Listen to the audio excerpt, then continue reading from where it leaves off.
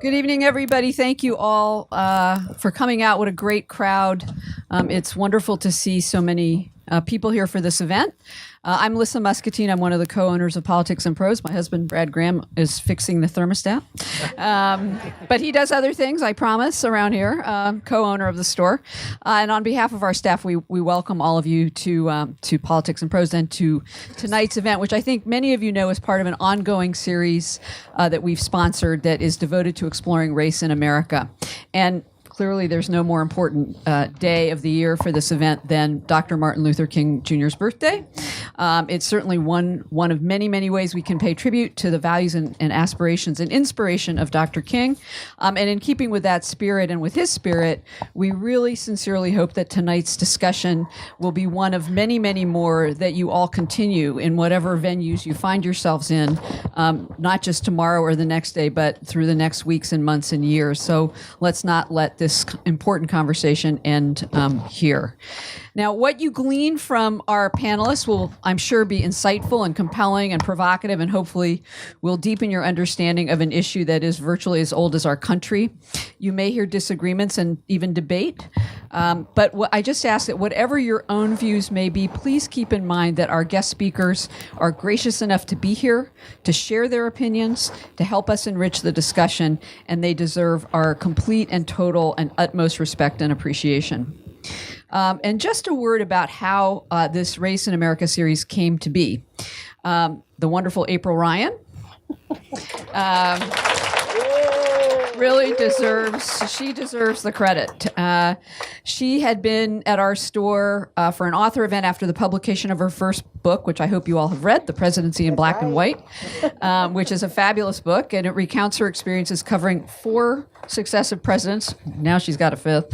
Anyway, as the Washington bureau chief for American Urban Radio. And we got to talking about what a bookstore could do to help provide a platform for broader community-based discussions. And April suggested a panel about race in America, not just one, but a series that would continue to evolve as events unfolded in the public sphere.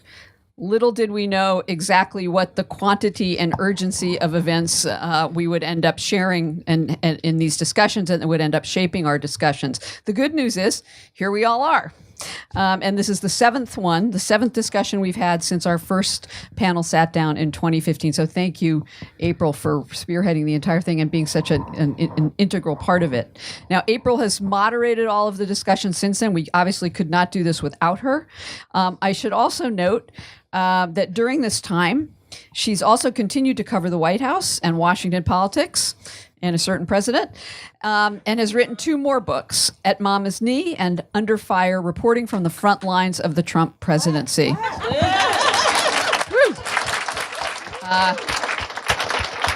Under Fire just came out last fall, and as many of you know, for the past 2 years, she has been a target of insults and demeaning comments from the sitting president of the United States. But I just want to say, I am sure it has nothing to do with her being a strong, smart, capable, and highly successful African-American woman who is covering the presidency. So, April, we will know you will always stand your ground, and we want you to know that you are always a welcome presence here at PNP. So, joining April tonight is an A+ all-star panel, each of them an influential voice on issues of the day, and each also an author in his or her own right, as some of you probably know from having attended their author events here at PNP. Donna Brazile is not only one of the most prominent African-American women to help lead the Democratic Party over the last 30 years, she's one of the most important political strategists in the party and the nation, period. She has worked she's worked on a Democratic presidential campaign every cycle since 1984, including as the chair of Vice President Al Gore's campaign in 2000. She served as interim chair of the Democratic National Committee. She's a frequent commentator on network and cable television. Today, she's busy working on voting rights and also teaching at Georgetown. And I venture to say that she is, I could be wrong, but I think she is the only one of our panelists who has appeared on House of Cards. Right? And The Good Wife and Being Mary Jane. Oh my God. Okay, so who knew? Okay, so she's an actress on the side.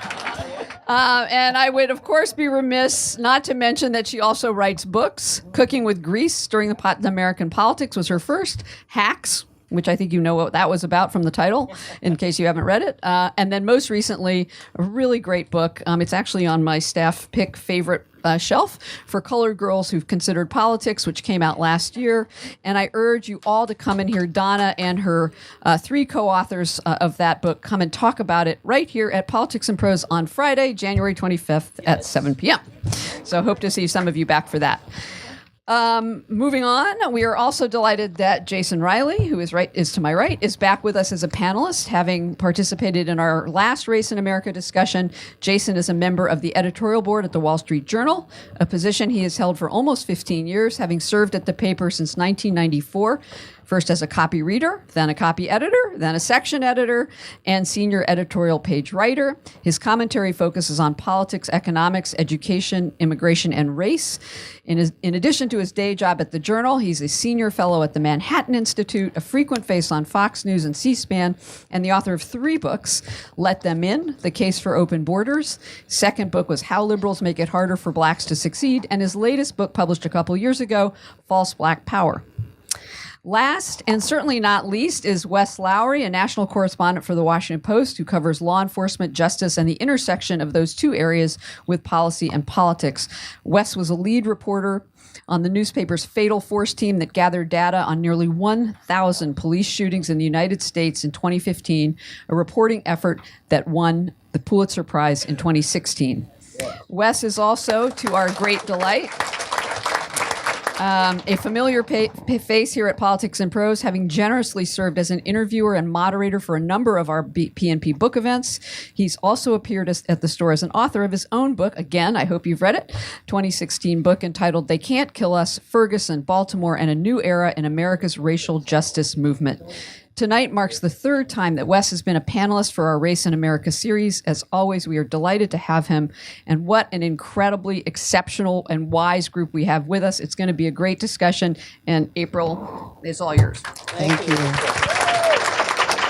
Well, everyone, good evening. I am so pleased to be here yet again for this, I guess Lissa said, 7th in our series. How many of you have been here since the beginning? All right, that's right. I've seen some familiar faces. Thank you for coming. And for all of you who are new to this, sit back, take a breath. Take a breath, because you're going to have to breathe through this sometimes. But, I just thank, first of all, Brad and Lissa. And Brad, come on out. I want to thank yes, Brad and Lissa, who are the owners of this magnificent bookstore, who had the foresight to understand that there is a conversation that wasn't going on. And the place to have it is in a bookstore, where we read about these dynamic people who have changed our world. And today, this day, January 15th, the 90th birthday of Dr. Martin Luther King Jr., the 90th birthday of Dr. Martin Luther King Jr., we are here for a time such as this. I think about today. I think about today. What happened in the House today? What happened in the House? Steve King. The House condemned Steve King's racist comments. 2019, on Dr. King's birthday, 51 years after his death. If you took a sepia tone picture, you think you're back in 1950, 1960, 1940 even. Think about this moment in time today. We're still dealing with issues of voting rights. Voting rights. We just had a midterm in November, and that's the question that I was asking when I was told to sit down. Voter suppression. Voter suppression is real. Let's just name a couple of states: Florida, Georgia, Texas, North Dakota. Yeah. Today in 2019, we're still dealing with this issue on Dr. King's birthday. Issues of poverty remain. This is something that Dr. King worked on with Bobby Kennedy. If both of those two giants had lived, if they had lived, it would have been an issue about poverty for all, trying to lift up the least of these. And then now, with this government shutdown not expected to end, there's expected to be an increase in poverty today on Dr. King's birthday in 2019. And we also have to think about this. Dr. King fought for first-class citizenship for all in this country, where all were once welcome. Think about the wall. And we're definitely going to talk to Jason Riley about open borders. We're definitely going to talk to you. That's going to be part of our conversation. But I want you to think about these and other issues today. This is an important conversation to have. And before we start, I want to put down some ground rules. This is going to be civil. This is going to be a civil conversation. And this is a room that Dr. King welcomed and wanted, a multicultural, inclusive room. The dream has been fulfilled in some aspects, and in other ways, we've regressed. But without further ado, you can hear me talk anytime, all day on CNN and on American Urban Radio Networks. I'm going to turn to my girlfriend, Donna Brazil over here. Donna, Dr. King has some books that are sitting back there in some of the stacks. A Testament of Hope. Yes. Why We Can't Wait. And where do we go from here? In this moment in time, after the Obama era, we're now in the Trump era. Is there hope? And where do we go from here? Thank you, April, and I want to thank my esteemed colleagues for allowing me to be part of this. Maybe I can get invited back next year. You will. I appreciate that. Just accept. Thank you. Well, first of all, you mentioned that today, as we honor Dr. King on his actual birthday, not the holiday that we created.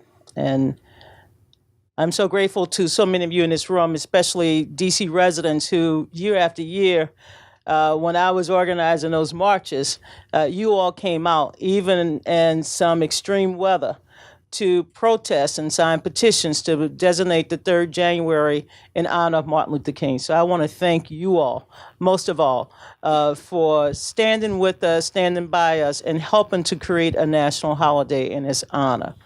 We're going to celebrate, I believe, the 36th birthday celebration this year for the weekend. As we think about this moment, April, the shutdown, and where Dr. King would have stood today, had he lived, he would have said, my God, all of those men and women in poverty are being denied their food stamps because that is about to run out. All of those men and women, especially seniors, who are about to face eviction because HUD is not funded. When you think about the hardship, it's not only with federal employees and federal contractors, and I know we know federal contractors and employees because we live in this area. But think about the hardship that is going on now with our farmers, with our Coast Guard. This is an extreme hardship. And I would hope that we would use this holiday weekend to do something that we might have not done 2 months ago, even 2 weeks ago, and that is look in our pantry, and there are boxes of Jiffy, and there's some canned goods that you know you're not going to eat and devour. Give it to the capital area food banks so that they can continue to provide resources to those who are having to make some tough decisions. Or food bank in your area. In your area, for those of you who are watching. Yeah. My favorite book of Dr. King, and this is where I hope we should go as a nation. I read Dr. King. I read him. I was a little girl, 8 years old, when he was murdered. I'll never forget that day as long as I live. That inspired me to get involved in politics. I told my mom I wanted to be a little civil rights worker down in Louisiana, and she told me I was too young, but still I got out and started doing voter registration campaigns at the age of 9. My first campaign was for a playground. You can still see I'm playing. And now I play for bigger stakes. But my favorite book of Dr. King, because it's been the hardest book for someone like myself who's engaged in politics, is Strength of Love. Because he talks in that book about what would Jesus do and how Jesus would love his enemy. I'll never forget when I first read that book. It was during the Ronald Reagan era. And I'm like, how can I believe that? I can't love these people. They hate me.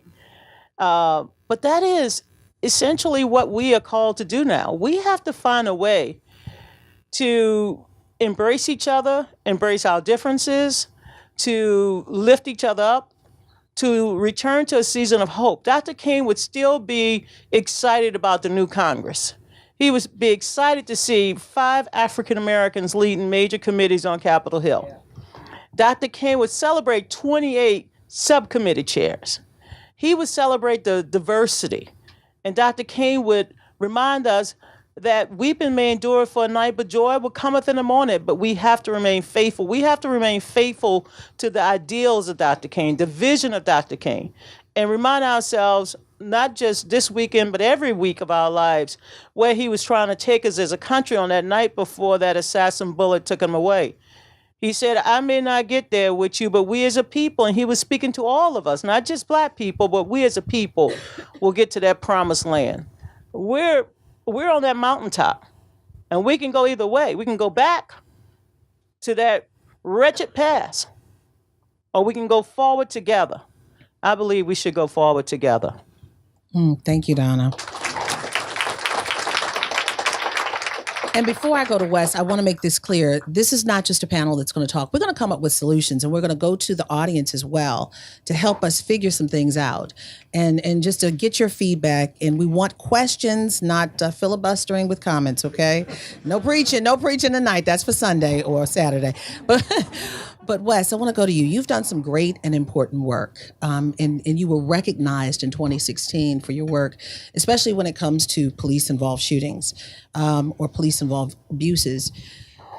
What's happening with that? Because we know that the Washington Post was keeping count, and we don't hear about it as much anymore, but it doesn't mean that it's not happening. It's indeed still happening. Has the climate or the new politics of Washington change the mindset of America to really focus in on those shootings and abuses? Sure. Well, I do think that, and I appreciate you referencing that work that my colleagues and I did at the Post and continue to do. That work began after the fatal police shooting of Michael Brown in Ferguson and the death of Eric Gardner in New York, and then the death of Tamir Rice in my hometown of Cleveland, Ohio. And we began looking and researching. And at the core of much of the debate around policing and race at the time was this question of fatal officer-involved shootings and how often they were happening. You had folks who had taken to the streets who were saying this was an epidemic and this was happening every day. Unarmed black men were being gunned down. And you had police unions and some officers and their supporters saying this almost never happens. What are you guys talking about? And so as journalists, we began trying to probe this question. How frequently are these shootings happening? Who are the victims? What are the circumstances behind them?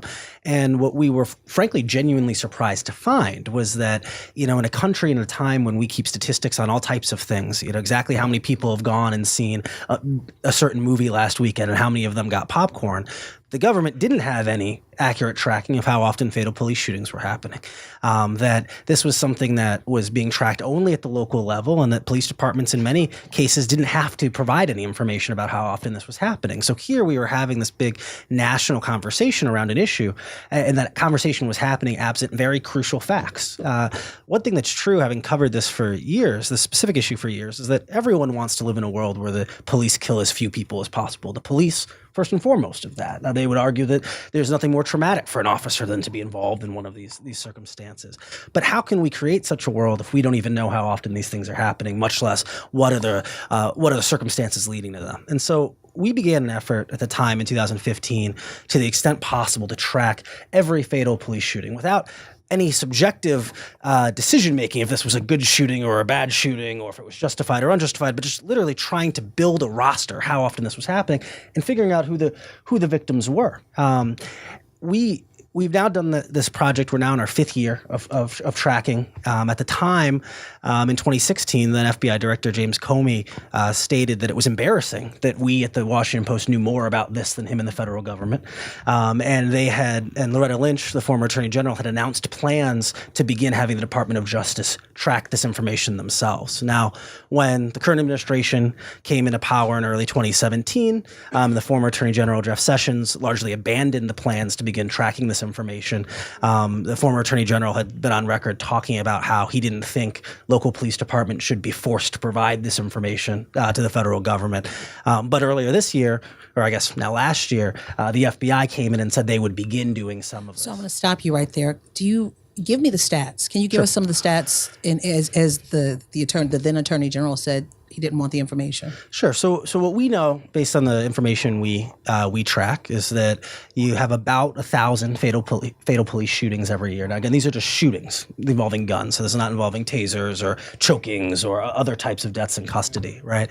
So you have about 1,000 fatal police shootings each year. The vast majority of those shootings are of people who are somehow armed, according to the police account of what happened. And most of those cases, in fact, are of armed white men. The majority of people killed by the police are white men.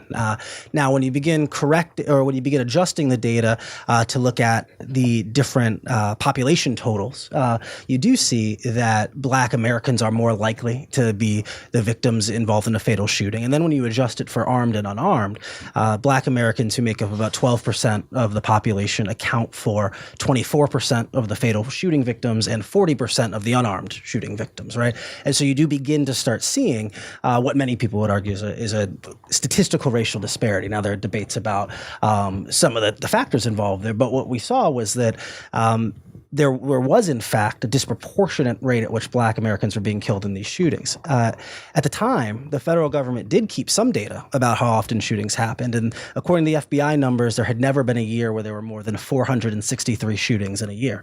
We've measured now 4 years in a row nearly 1,000 shootings, and so fatal police shootings were happening more than twice as often as the government had led the American people to believe. Again, that was because of shoddy record keeping as opposed to deliberate, misleading. Wow. And we know one person in 2014, Eric Garner, who cried out 11 times, "I can't breathe." In 2019, the family is just starting to possibly see justice. And he was unarmed. He broke up a fight. He wasn't selling Lucy's, according to his mother. He broke up a fight and police charged in. And they're just starting the internal process for the officer who did that. So that goes to some of what you're talking about. Thank you. And now I want to go to Jason Riley. Jason, you're an anomaly in that Fox News set. It's the truth. You are calling for open borders, particularly when this president and many Republicans are supporting a call for this $5.7 billion wall on the southern border. What say you? Well, and is it a racial issue, or is it just about protecting the borders? I think it's both, April. For some people, it is a racial issue. Other people are worried about safety in their communities. Other people are worried about just order on the border in general. So I think you can't paint with too broad a brush. It's a very, very complicated issue. Some people are worried about immigrants coming and taking jobs, overcrowding schools, taxing healthcare services and emergency rooms and so forth. So no, I don't think that everyone who supports more border security is necessarily has some sort of racial animus going on, although some do. Some clearly do. Yes, Fox News has generally been more anti-immigrant, at least among most of its more popular hosts. But the Wall Street Journal, where I worked for more than 20 years, has long been in favor of more immigration, more generous immigration policies.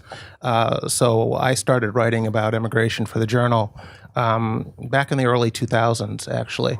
And I was writing editorials for them and making the argument, mostly the economic argument for immigrants and what they bring to the country in terms of skill and just capitalism, entrepreneurship, and so forth, both at the low end and at the high end. And I don't think the data really bears out the worst fears about immigrants that we get. The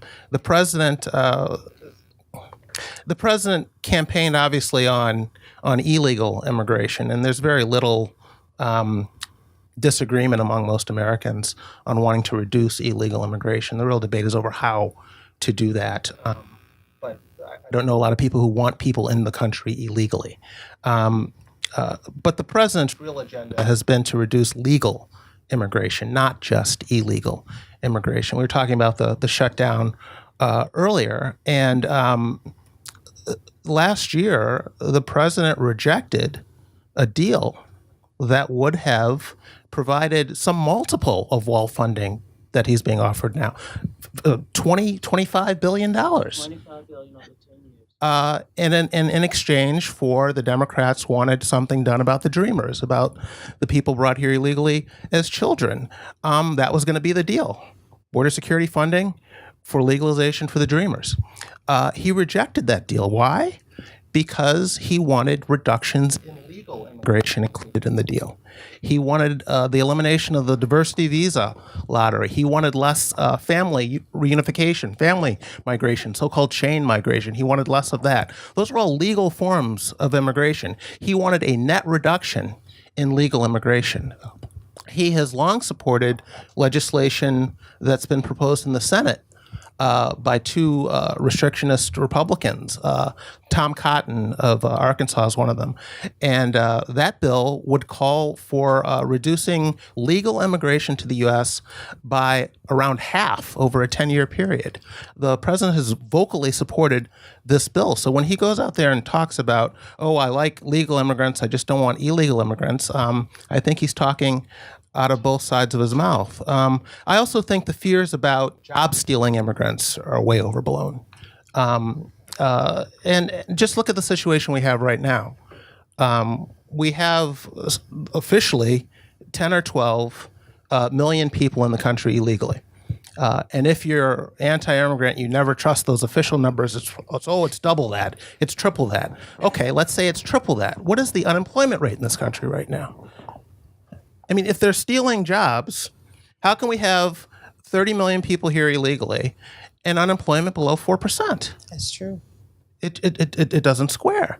And if you track it over, there have been economists that have looked at immigration over the course of the entire 20th century, and higher levels of immigration correlate with lower unemployment rates in this country traditionally.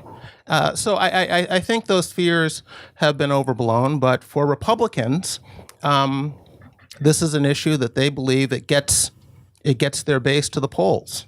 It plays very well with their base. And I think Democrats also like to talk about this because it allows them to paint their political opponents as racist in some sense. So both sides, I think, have contributed to this impasse over illegal immigration. I think part of the mindset on both sides is that they like this as a political issue. It works. They both think it works to their advantage. Well, I have two things on the issue of immigration. One, immigration and the broken immigration system is just not about the southern border. We have a lot of people who come from all parts of the world who come here. They fly in, they get here, whatever, and they overstay their visas. That is a large contingent of this broken immigration system that you're not hearing about right now. And then two, Jason, you can also chime in on this really fast. There's an economic component, you're exactly right. And if indeed there is a southern border wall that is built and blocks immigrants from Mexico or from those other countries, to the south of us, if it stops them from coming, it will indeed cause the price of everything to go up because many of those immigrants are low-wage workers, they're agrarians, they're working in landscaping, they're working in a lot of fields. And we're hearing that there's a trickle effect. I've heard from one of the largest companies in this nation, the CEO of that company, the international CEO, who says the price of everything will go up if that southern border wall is put into effect. Is that true? I don't think the wall is a particularly effective way at reducing illegal immigration. What's drawing people here are the jobs. It's the economy. And so long as we have a growing economy, they're going to find a way to come. And the wall is ineffective for another number of reasons. It's not that the wall has no deterrent effect. A 30-foot wall has a deterrent effect. Although Now, is it a wall with a spike? Is it a wall? It has a beaded no. wall? We know this because back in the 90s, under the Clinton administration, we put up physical barriers in popular corridors in San Diego, in El Paso, but in not Arizona, the whole 2,000-mile stretch. and it reduced traffic at those places. But between the mid 90s and the mid 2000s, illegal immigration overall in this country tripled. So it stopped immigration in some parts, illegal immigration in some parts, but it didn't stop it overall. We had a growing economy and people were finding other ways to come. Also, as you mentioned, a lot of the problem today, most of the problem today, is people who come legally and simply never leave. A wall is not going to address that problem. And so I think the wall is going to be ineffective for a number of reasons. In the long run, that is. But yes, there are economic consequences. You do reduce things like the circular migration you were describing, where people would come for the growing season and then go back home afterwards and come back.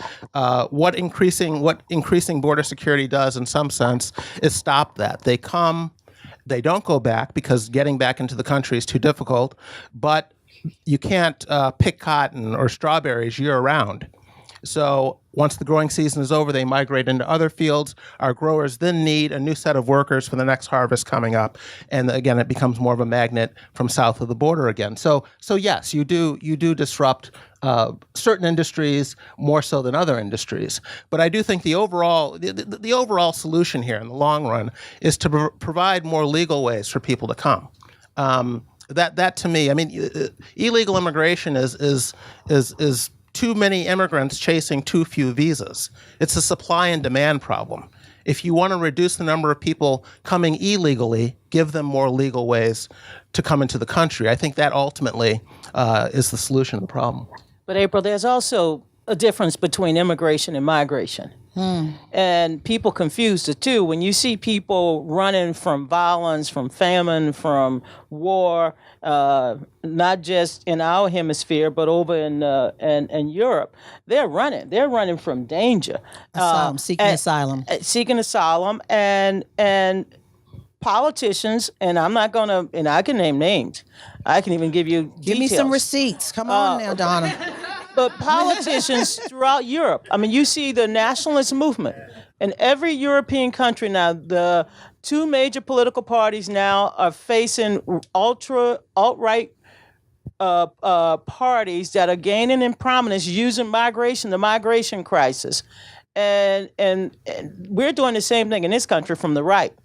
We're using the immigration crisis to basically come up with a false narrative to say that they're coming to take something from you hardworking Americans. And when President Trump, and yes, I'll call him President Trump, and when he leaves, I'll say former President Trump.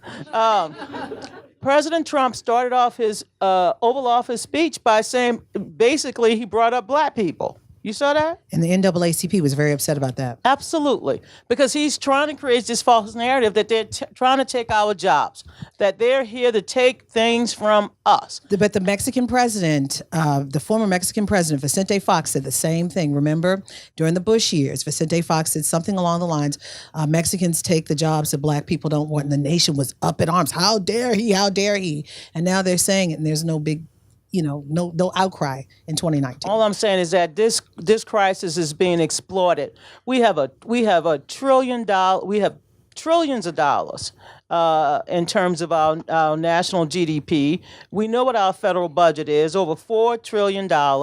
If there was a way to come up with a solution, the Democrats have offered several different ways. But this is a political issue that, for whatever reason, the president is exploiting. So I would hope that we would find a solution, because we're hurting people now. We're hurting families, we're hurting communities, and we need to come up with a solution. And the data does not support this idea that Hispanic immigrants are displacing black workers or displacing any workers. The data does not support this job stealing narrative. There are some economists who will tell you there's downward pressure on some wages among some workers, particularly American workers without a high school degree. Low skill Hispanic workers put downward pressure on Americans without a high school degree, a disproportionate number of whom are black. But there's no evidence that they are displacing them in the workforce. It's just not there. But there is a political movement out there, and there are political reasons for people to push this sort of black versus Hispanic narrative out there, and rile things up. The data simply don't support that. The immigrants that are coming tend to be they're competing for different jobs. Immigrants who come here typically compete with one another for jobs, not with the native workforce. They typically have higher levels of education and skills, or lower levels of education and skills than the average American here. So they're not competing with natives. They're competing more so with one another. There is some overlap, but not a whole lot. So, Wes, we are all walled off. Blacks are walled off. Whites are now being walled off. Our Latino brothers and sisters are walled off. And other races feel walled off. Our Native American brothers and sisters are walled. I mean, there's such a great divide in 2019. And, we talk about, let's celebrate Dr. King. And what would King do at this moment? What does your reporting bear as it relates to this divide? And how do we overcome this? How do we move past this in 2019? Because the voices, those with the biggest thumbs on Twitter and the biggest megaphone, get the response. Somebody. I think it's a good question about who in this moment at a time when I'm spilling my water on the stage, at a time when we are undergoing as a nation massive social and demographic change. Who are we, and how do we interact and relate to one another?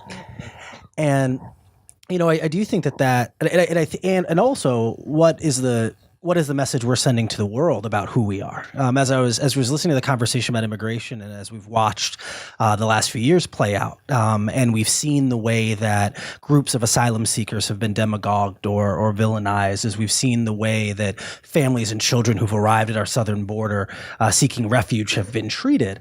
Beyond the specifics of the policy debate, I think there's a secondary question about who we are as a nation, and when someone shows up, how we treat them. No matter where we fall on the policy, that should we be building what the administration would call tent cities, but I think most honest brokers would call prison camps for children who are showing up at our borders, right? And I think we have to have a debate with ourselves about who we are and what we want in these moments.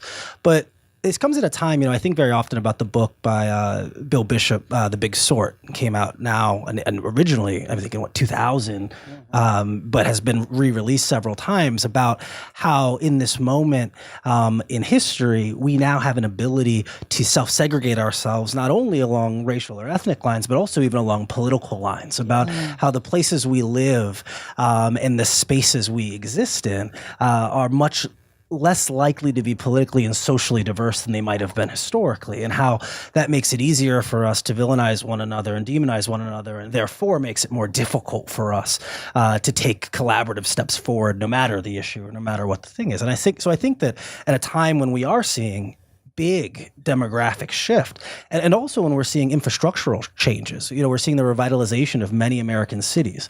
If you've been here in gentrification, certainly. Right, but it's not just gentrification. It's gentrification. It's displacement. Yeah. But it is. I mean, downtown Detroit today isn't gentrified. It's redeveloped. Right, there was no one there to be displaced by the time they redeveloped it. Some of those communities, but that gentrification issue is a huge issue. Certainly, in many communities. Look at Washington D.C., yes. Anacostia, Baltimore. I mean, it's happening, and there's a big issue. Of course, the poor pockets are in those communities, and when they make it beautiful and bring certain stores. I'm not going to say names because I frequent them. But bring those certain stores in, they can't afford to go back. So that is an issue. Of course. I didn't say that. See, I didn't say that.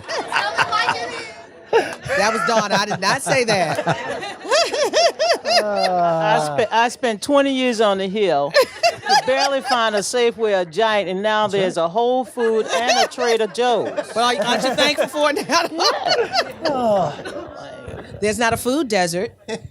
Michelle Obama was talking about that. There's not a food desert. So, okay, but as we make progress, sometimes it hurts people. Well, certainly, but I think that's something we have to look at, because many of the folks who are being displaced out of these cities aren't even staying in the cities themselves. What we end up creating as the cities turn over this way is we end up creating, in many cases, low income Black suburbs, and that, which are now divorced from the resources that a city might have. In fact, it's appreciatively more difficult to be a low-income Black resident in a suburban community than it might be in a city. Why? Because there's no bus line in Ferguson, Missouri, right?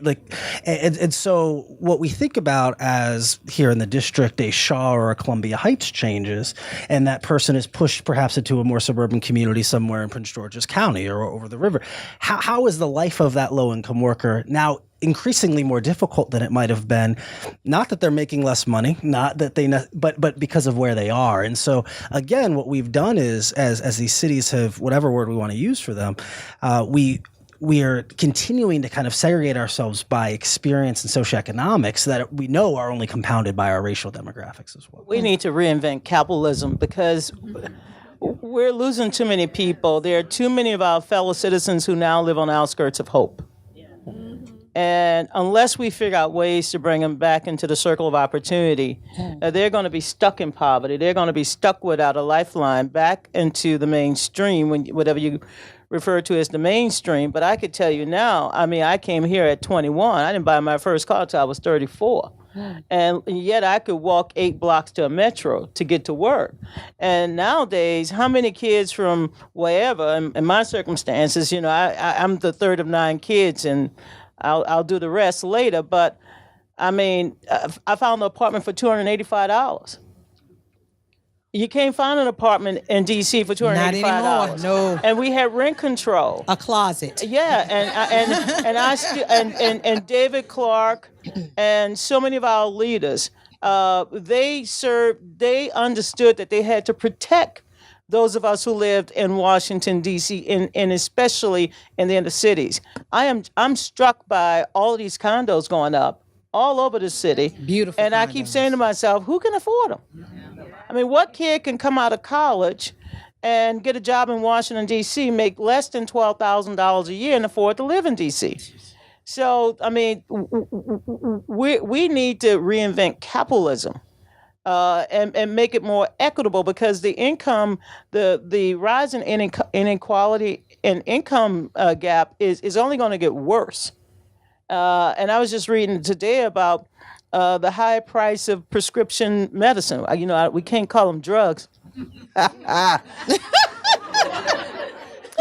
And you say to yourself, if you're a certain age and you're not covered yet by Medicare, and you're taking hypertension and diabetes and cholesterol medicine, and you're looking at over $1,500 a month.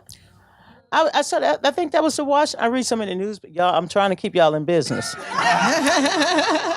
I'm still reading, but I'm like, how do you afford it? So this is why we need to get our politicians off their talking points and back into the reality that we're not serving a greater purpose, and we're not bringing people into the circle of opportunity. We're leaving, and that's what produced Donald Trump, in my judgment. He saw. No. I went around this country and I said, hell, I'm not giving anybody the easy pass by saying, oh, you bunch of racists. Hell no. They were in pain. Nobody saw them. He went places where he saw them. And he said, I've made it. I can help you. I can get you from being stuck. And that's the basis of any election. If people feel like they're touched or heard by a candidate, you'll get the vote. Well, I'm not sure that politicians are the people we should be looking to solve some of the problems you're describing. We talk about... do they play a part, though? They can play a part, but I wanted to tie it into the person we're here honoring, Dr. King. And people often talk about what would he think of things today if he were still alive. I think I consider Dr. King's crowning achievement the Voting Rights Act of '65. Civil rights. What about the Civil Rights Act? We would not be able to be in this place, in this space with Brad and Lissa, if there was not a Civil Rights Act. Yes. Or we would not be able to go I would- frequent some of those beautiful hotels off the interstate. Yes, but I think winning the franchise was even more important, and it was one of these pieces of legislation that was immediately effective. It didn't take years to work. If you look at some of these deep southern states, in 1964, places like Georgia had 6% black voter registration. Voting Rights Act passed next year. By 66, it's up to 60%.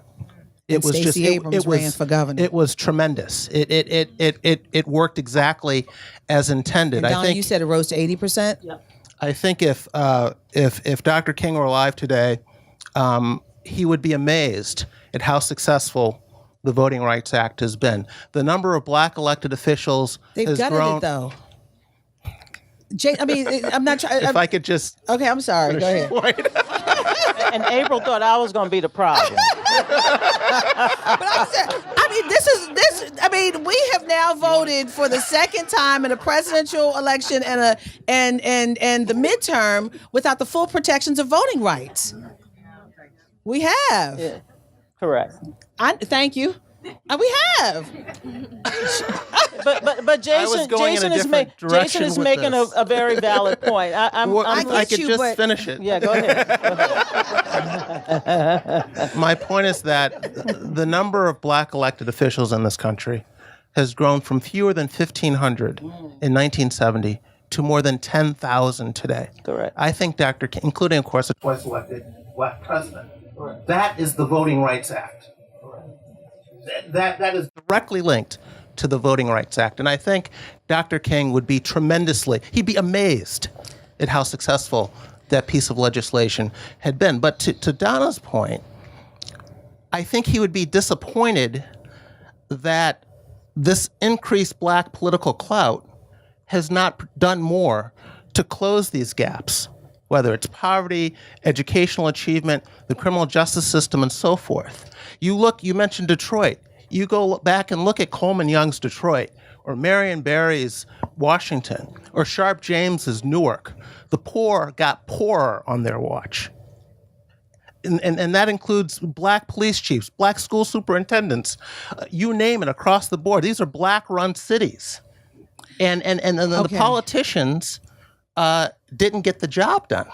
I'm not sure they are the people we should be looking to address some of these problems. Okay, now can I come with this? Okay, I hear you, and I hear you, and I disagree to a certain extent, and let me tell you why. I think what we have forgotten in 2019, the power of that shoe leather. I think we have forgotten that. I mean, I've been at the White House for 22 years this week. And those who got the attention of the highest office in the land were consistent and persistent and out there with shoe leather, not on the Twitter looking cute, hiding behind an emoji. Okay? People have forgotten that we, the people, we are part of we, the people. They have been bullied into submission to a certain extent and scared to say things. But once people have enough of a dis-ease, which you see, I believe from what I've been reporting and listening to America, the dis-ease in this nation is the outgrowth of the hate. The dis-ease we're now seeing, we saw Stacey Abrams, we saw Andrew Gillum, we saw Ben Jealous, we saw all of these. We have a whole host of women that are in on the Hill now, in running offices around this nation. We have Muslim Americans. We have LGBTQ Americans. We have people who are saying, I am not going to be put in second-class citizenship. I am part of we the people. So I hear you when you talk about voting rights. The Voting Rights Act has been gutted. People are upset. They have a great dis-ease, and they're showing it now because they're saying, this is not what we're going back to. People have been given freedom. Oh, freedom, oh, freedom, oh, freedom over me. And before I be a slave, I'll be buried in my grave and go home to my Lord and be free. People are not going back to whence they've been. There was a lot of pain there. And when there's movement, it's because people make it happen. We are a reactionary nation. So I agree that politicians cannot do it alone. but I would take a Maynard Jackson, a Dutch Muriel, a Harold Washington, and I can go down the line. You know, my home state of Louisiana now have 3 black women leading the 3 largest cities: New Orleans, Shreveport, and Baton Rouge. I said, well, if it's up to me, if I can go home this year, we got to get Monroe, Lake Charles, and Lafayette, and just say. But we have a Democratic governor, and now we have Medicaid expansion. Now we're looking at, reforming some of our local laws to make it easier for people to come back home and to redevelop in their own neighborhood. You have to have a private public partnership whenever you endeavor on these major, what I call initiatives to redevelop and rebuild our inner cities.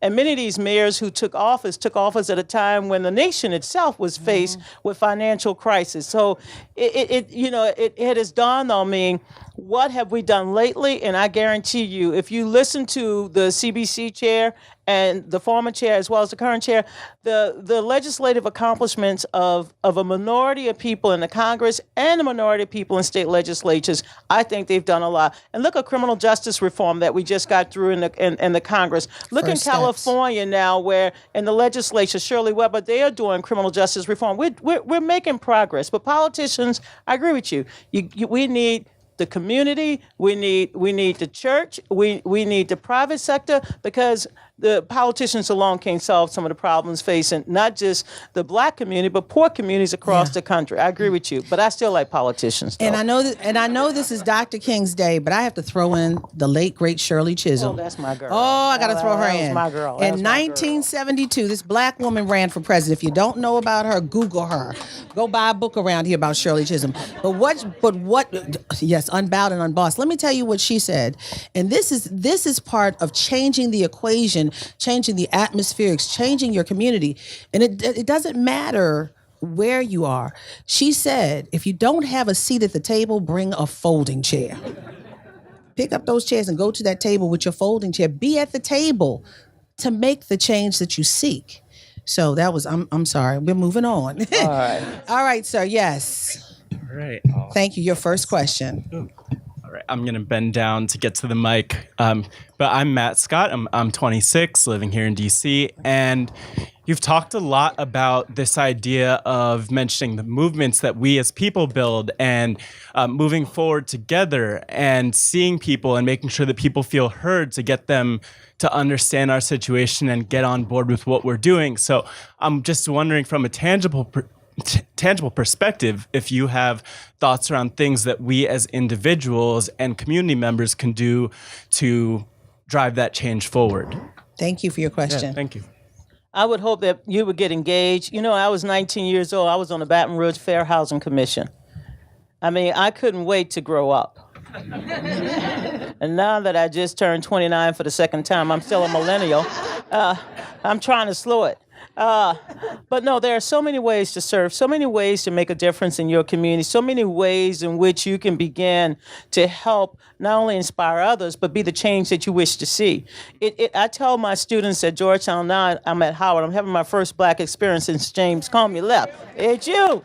And I'm enjoying it. And I tell my students, I say, start where you are. Don't try to jump over there. Start where you are. Get involved. Get engaged. Get informed. Become the leader that you wish to see. And don't let anybody tell you what you can and cannot do.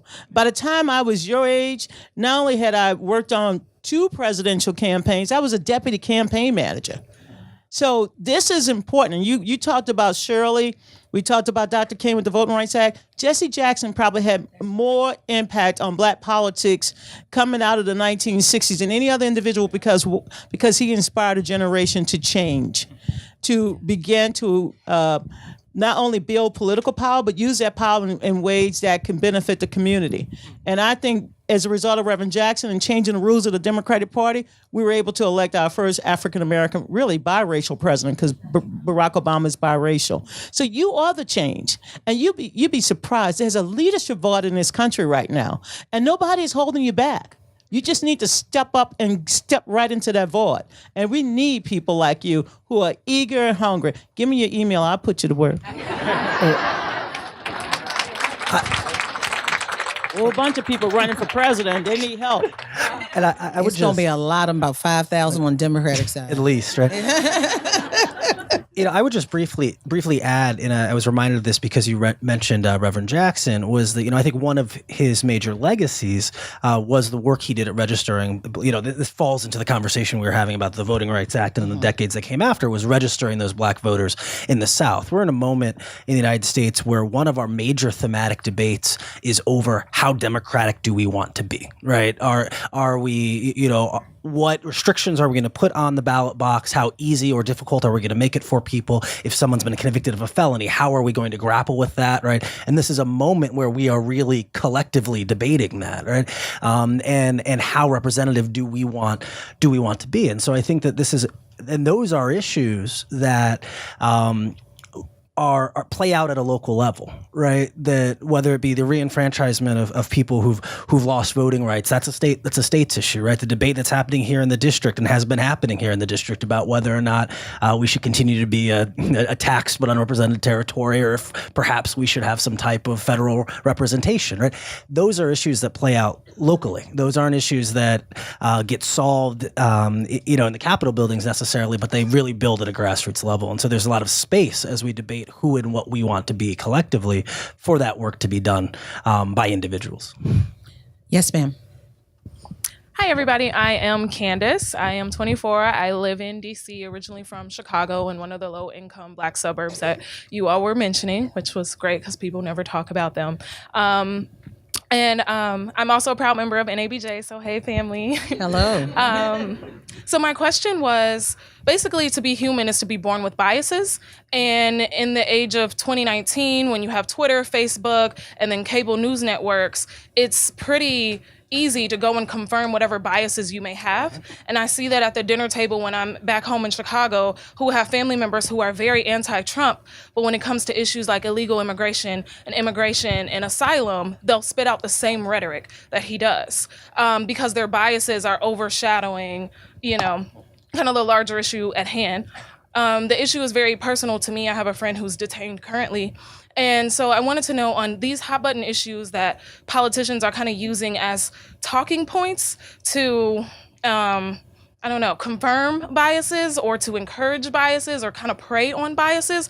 What can we do as family members and as students and as leaders to kind of combat confirmation bias and encourage people and ourselves to do the work, to not just look at what those speaking points are and those talking points are and what's coming out of the mouths of people on the Hill, but what the facts are. Jason? Well, I would spend less time on social media, frankly. That's true. I limit it myself. And it is toxic on social media right now. Toxic. And young people like yourself probably process this stuff differently than someone like me. But you're right. People, we're in a media environment where people want their biases confirmed, and the idea of sitting home at night and flipping through the channels and hearing what CNN says and Fox says and MSNBC is over. You lock it in. And same goes with the material you're going to read. Same things coming through your Facebook feed or your Twitter feed. And it is a problem. I think my profession is feeding the problem, frankly, to a large extent. I'm an opinion journalist. I'm paid to offer my opinion on current events. I try and make it an informed opinion, but at the end of the day, people are reading me to find out what I think personally about a particular issue. That is not the job of the White House correspondent for the New York Times. But that distinction seems to have been lost, particularly since Donald Trump was elected president. When Donald Trump is long gone, I think the media is going to have a hard time getting back any credibility it ever had in the first place, going forward and saying, oh, we're back to being objective again and calling the shots down the line. It's you see me ready, right? Again, it's a problem. Okay, so I appreciate you, and I appreciate that the line has been obscured to some extent for certain journalists. In that White House briefing room, I will say you now have those who are far left very left, and then you have those who are far right, and then you have those in the middle who try to do the Walter Cronkite, that's the way it was. And even with that, it is critical now, and I don't know if fact checking you consider something that shouldn't happen, but there is a need now in that briefing room to fact check Sarah Huckabee Sanders and the president and those who spend, and even on the Democratic side, you have to make sure that the facts are straight and they're true. And right now, I ask everyone to employ critical thinking. Look for the facts first. Look for true journalism, and then get into opinion. You need to know what's going on. We have to employ critical thinking because so much has been moved. The envelope or the line has been moved now. I mean, just for instance, the issue of terror at the wall. The president pulled back on that because it's been found not to be true. You know what they're saying. And then I even asked the vice president and the Homeland Security head when we had a meeting, when the press had a meeting with them, I said, well, since you talked about terrorism, I said, can you quantify and qualify the numbers of those who are suspected terrorists who've gone through the district court system? They couldn't. And that would tell you if there is a real terrorism issue at the southern border. So we have to do a lot more digging and a lot more fact checking. Yes, there are some who are believing the spin and pushing it out there, but I implore every person who's watching, reading, and listening to use critical thinking when you take it in. Thank you. Thank you for that question.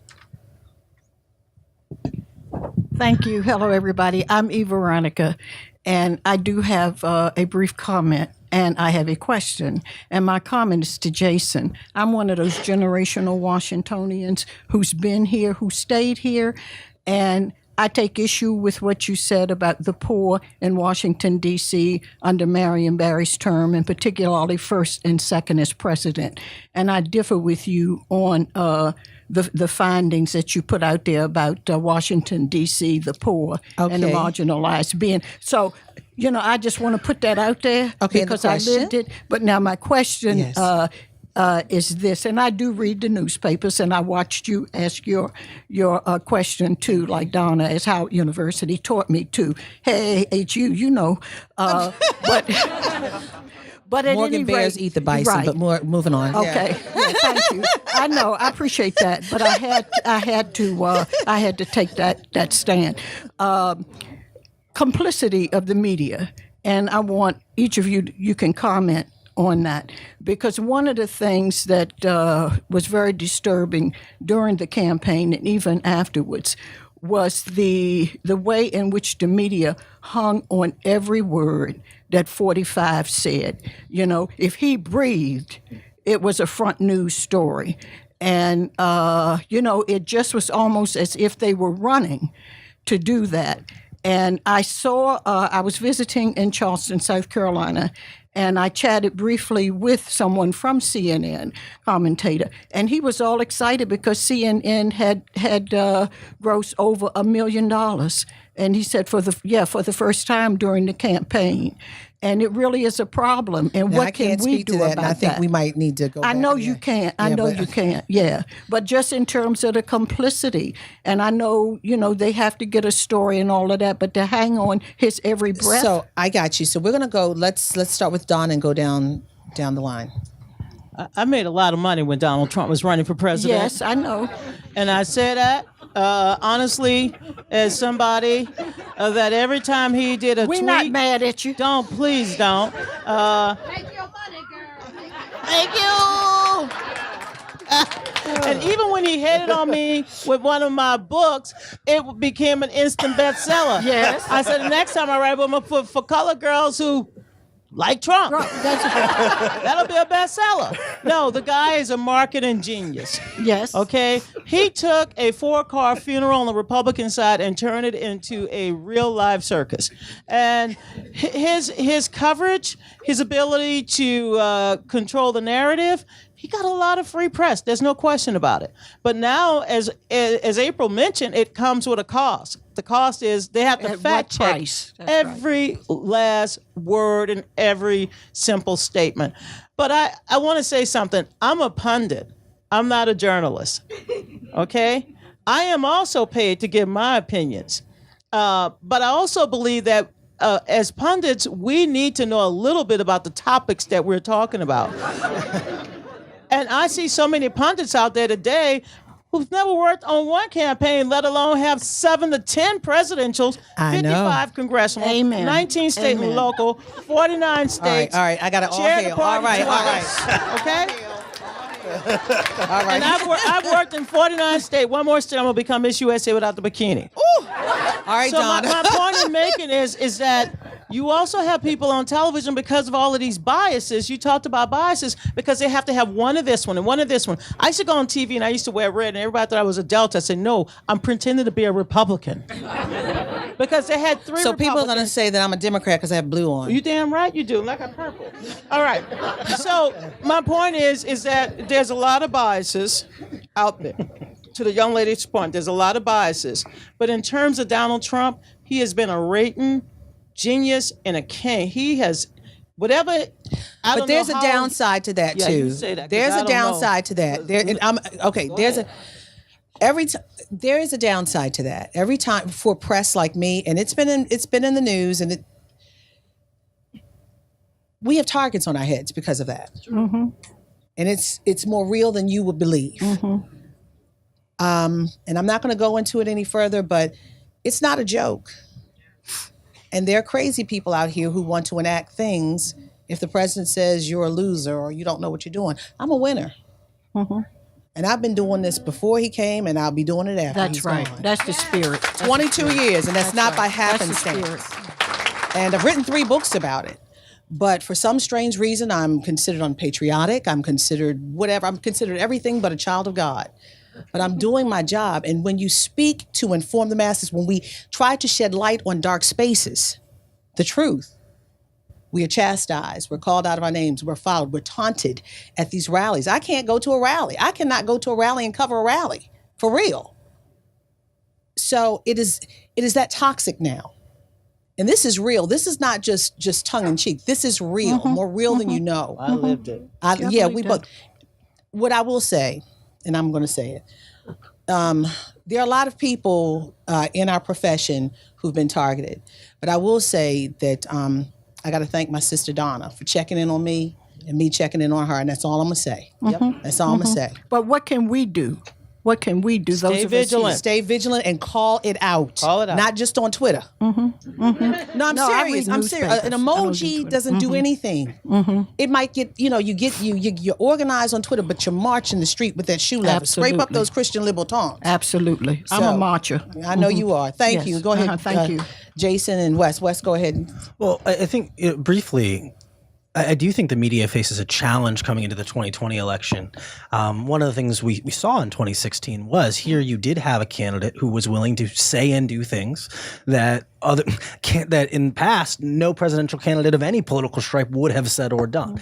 And in the media, we have a bias towards the unusual, towards the odd, towards the sensational, no matter what it is, no matter the all topic. of it's odd right now. And so here, when you have a reality show host Yes.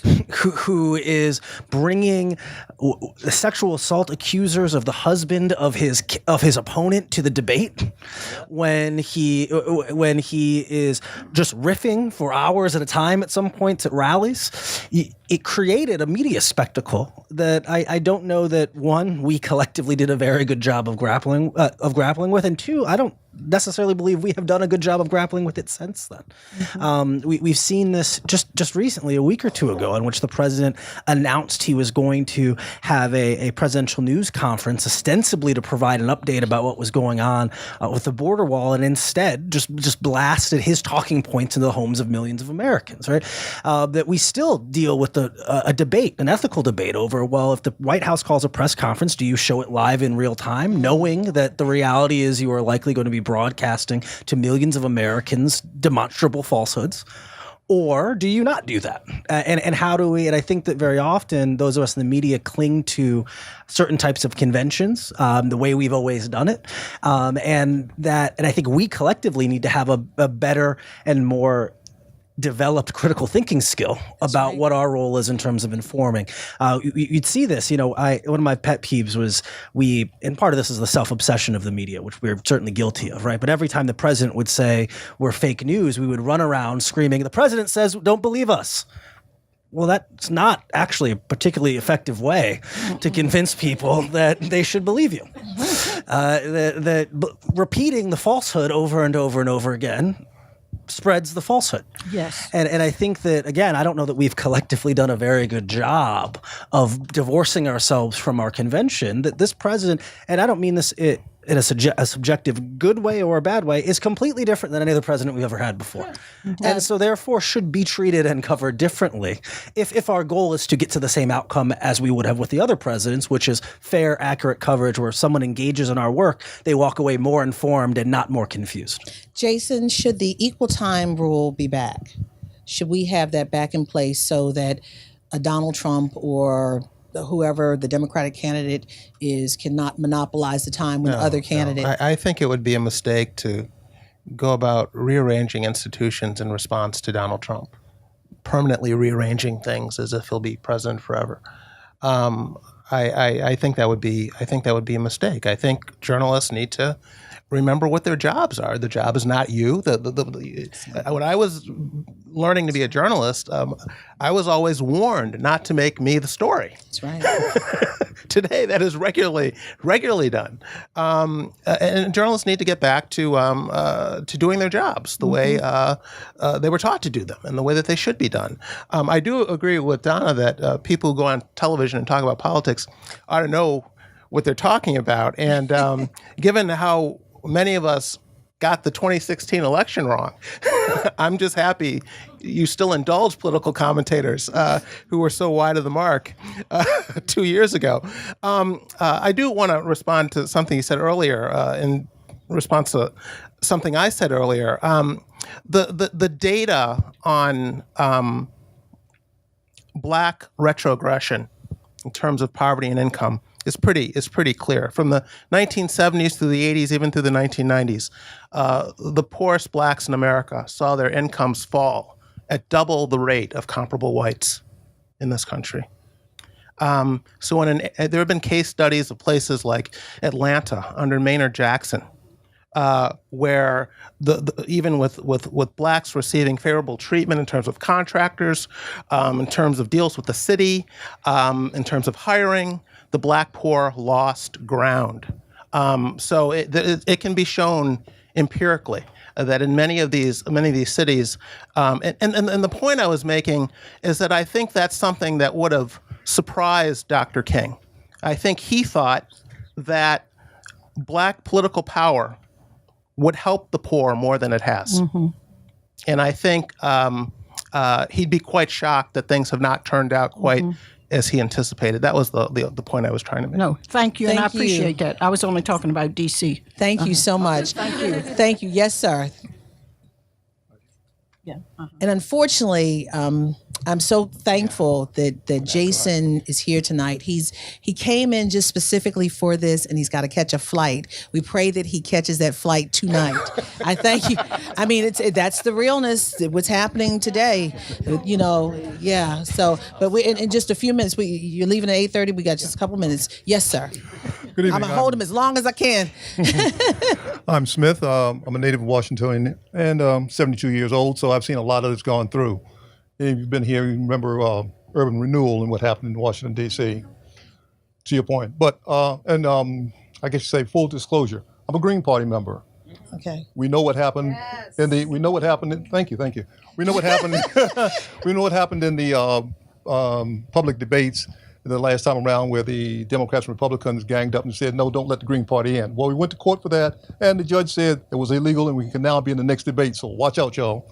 But more to the point, I'm old school, and the symptoms that you've been describing up here and everything like this are all functions of capitalism. Now, my question to you is, would you be amenable to doing what the Swedes and the Norwegians did in the 30s? That is, dispose of capitalism, get rid of the 1%?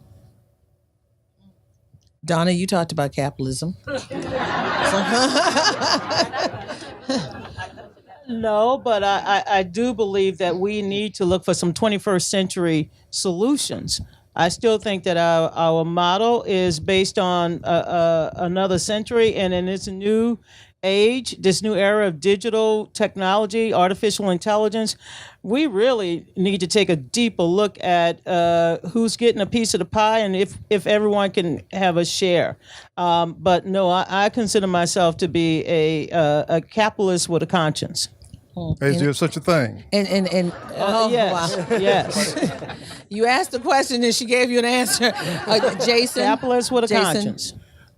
Yes, no, I would not do away with free market capitalism. I think it's it's not perfect, but I take it over any other system out there. I think it's helped to raise more people out of poverty than any other system, not only here in the United States but around the world. And so no, I wouldn't go in a different direction in that sense. Wes? I'm not going to weigh in on the economic system per se, but what I will say is that I think that in this moment, I think it's very interesting because we have seen the fact that we're even having this conversation in our political dialogue speaks to how much this conversation has shifted. And I think that as we enter, especially the Democratic primary for 2020, there are going to be potential solutions and debates that are happening in public that for a very long time, I think in the left have happened in private. And beyond that, and one of those reasons is that and we saw this during the Obama administration, was that even when you had a relatively moderate capitalist black president proposing things like a healthcare plan that had been crafted by someone like Mitt Romney being called socialism, it has opened the door for many people on the left to say, well, then let's advocate real socialism. And there is a real thematic debate happening about what does equity look like, what does fairness look like, that is happening with the extremes being pushed out in ways that they had not in public before, and a more honest, I think, dialogue and debate happening in public than they had before. And so I think that, it's interesting when you look at the polling, certainly of young people, ideas like socialism, which for a long time would have been a word used a demagogued word, a word used to scare you away. You pull millennials. Most millennials say, so that sounds all right, right? Wait, you mean to tell me that we're going to have health care? Okay. 70% of millennials would like to do away with capitalism. 70%. 40% of millennial women would like to leave the country. We have issues that we have to resolve as a country. The wealth gap is creating a great deal of social tensions. And whether we look at a 20th century model from Western Europe or a 21st century model that we can come up with, we have to make some significant changes. Otherwise, we're leaving a lot of people behind. And you can't do that in 2019. Yes, sir. Hi, my name is Paul. I'm a student. Thank you, Jason. Thank you so much for joining the conversation. Buy his books. Thank you, Jason. Thank you. And his books will be on sale after he did sign. He pre-signed knowing that he had to leave. Thank you once again to Jason Riley. Yes, sir. My name is Paul. I'm a student at Howard University School of Law. So I was in the administration. I worked in Brooklyn in 2016, and I'm wondering what sorts of things that candidates can do in the 2020 field to make the stakes of the election more clear to people like white suburban voters who don't think that whichever way they vote is going to matter that much, and to people who don't think that if they even vote, it's going to matter, like people who live in these black suburbs. Like, what kind of things can people do to make these stakes more clear and discernible for those populations? Well, first of all, we're going to have a very dynamic political year with over 30 candidates that I assume will be making their announcements in the next couple of weeks.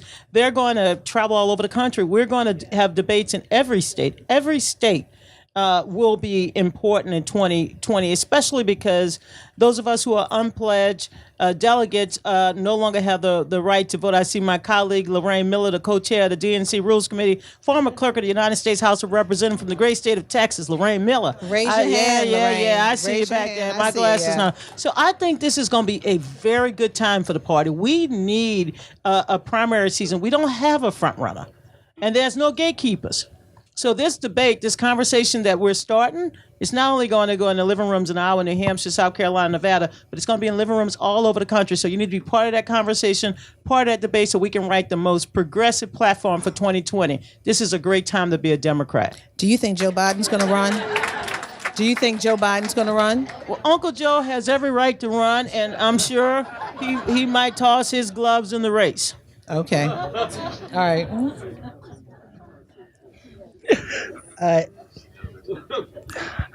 I do think that, I do think that you have a Democratic base that is mobilized in a way far beyond even what it was in 2016. I think that most political prognosticators fundamentally did not believe Donald Trump could win the election. And I think that trickled down into a lot of suburban voters and Democratic-leaning voters. You also had a candidate in Hillary Clinton who, for 30 years, had been demonized by the right, and had a unique and much of that was gender, and part of that also was that she had personally been demonized for so long, right? And those are dynamics that will not be in play, assumedly, unless she ran again. But it would assumedly not be in play in 2020. I do think that one of the lessons of 2018, when you look at both the turnout and the excitement, we had in many states presidential level turnout for a midterm election, and not just for Democrats, in many states for Republicans as well, rivaling presidential level turnout. Part of that speaks to the dynamic races that were happening around the country because candidates were competing in every race. That you had exciting and dynamic candidates competing in places where they had been told they could not compete. I remember the eyes were, I covered Congress, and I remember when Beto O'Rourke announced he was going to run for this seat. And we are like, wait, that guy from the backbench of the Texas, congressional delegation. That guy's the hottest guy right now. Right. Well, I remember meeting with Stacey Abrams years ago and the work she was doing to register voters and to attempt to build a new kind of black majority in Georgia, and the work she was doing in the state house there. And so again, and you see this up and down races in Kentucky, races in Tennessee, places where where the past Democrats hadn't even fielded candidates very often, where they were now flipping seats. And so I think that in 2018, or 2020, in addition to the conversations happening at the top of the ticket, there's going to be a lot of pressure on these Senate races as well as these House races again to see it. And I think if the Democrats, as well as the Republicans, field competitive candidates across the board, in addition to whoever's at the top of the ticket, I think that's going to be largely determinant what happens across the country. We got to also make sure that we can get the attention of white suburban women. They showed up in 2018, but didn't show up in 2016. As you well know, Trump received an overwhelming majority of white women votes in 2016. I also think that we cannot forget the attack on our country, on our democracy, and the role that played in undermining confidence in our candidate. The Russian attack on the DNC wasn't just aimed at taking out our infrastructure. It was aimed at disrupting and creating discord within the Democratic Party and demonizing our candidate, Hillary Clinton. So while she lost the Electoral College by less than 100,000 votes, she did win the popular vote by, over 3 million votes. Yes, so she did. And look, for a woman candidate to, in my judgment, go that far. Thank you.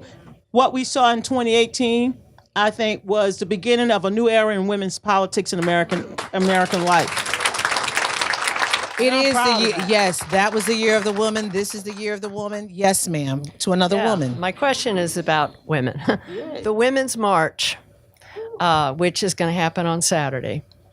We pray if it doesn't snow. Yeah. And ice. There's been all kinds of swirling talk, and Elijah Muhammad this, and the Jewish women versus black women. I just want to put my hands in my ears, go down there with a sign. The LA people have peeled off, they're separate. The Chicago people peeled off, they're separate. I could go down there because I'm anonymous. You folks just said you can't go down to a rally, but if you could go, what would your sign rallies say? I cannot go to. That's what we were saying. If you were going to make a sign for Saturday's march, what would it say? We need some healing. Well, I'm going down to the great state of Texas and then over to Indiana for the MLK ceremony. But if I was there, my sign would simply say, women's power. I think there's so much power now that we are recognizing our power, not just in the boardroom, but also our power in the political arena. And I would hope that we would find ways to heal some of the divisions that have come up as a result of the conversations that are taking place among a few group of leaders. We're somehow or another marginalized a few women and saying that they're creating dissension when the overwhelming majority of women who are marching, they're marching because they're tired of being silent. They want their issues heard. And we should not lose the larger point. I often think that we major in the minors when we should be looking at the larger issues. And now's the time to march. And we can resolve our problem. Every major movement that I've been involved with, there's been tension. There's been dissension. I mean, even the civil rights marches of the 1960s, there was dissension and tension. I mean, John Lewis, they were afraid of John Lewis' remarks at the 63 march. I mean, so we have to, and back in the 1983 march that I did, the 20th anniversary, they were afraid. They were afraid to have an openly gay speaker. I remember those days. So we need to be clear that we've come a long way, but we can resolve this. And as you all know, there are so many different variety and forms of women. But we should embrace who we are. And we should not let people sow this division. And I hope you're out there. I won't be there. I'll be in Texas, and God knows there's a reason why I like to go to Texas. Okay, I'm working. So this is going to be a first. Lissa, the owner of the store, she wants to give an answer because she'll tell you. I just because of your question, I just want to recommend there are a couple books. You should read Rage Becomes Her, and you should read Good and Mad. And the thing that's really important about your question that Donna spoke to as well, that I think everybody needs to remember, when people gain power who have not been in a majority, they are a threat. Yes. And the way that the threatened minority, in this case, the white patriarchy, for lack of a better term, responds is to sow discord, is to try to create division, is to try to divide so that movement is broken and the unity is broken and it's fragmented, which makes it less threatening. And so right now, of course, there are tensions in the women's movement because there are a lot of different needs and requirements and obligations and conditions that are being met. But that doesn't deny the universal need for women to unite around a common set of concerns and aspirations. And it's what Donna said exactly. We cannot forget that. You cannot allow the power that is to try to suppress the power that should be. And in this case, the patriarchy is the minority, sorry, white guys, and I have blah, blah, blah, sons and all that stuff. But my point is just that you go read those books for anybody who's interested. And Rebecca Traister, by the way, talks a lot about the racial divisions of the women's movement in a very compelling way. So sorry to interrupt. Thank you. Thanks for that ad, that powerful ad, Lissa. That's the owner of Politics and Prose. Yes, ma'am, you're next. Thank you for that question.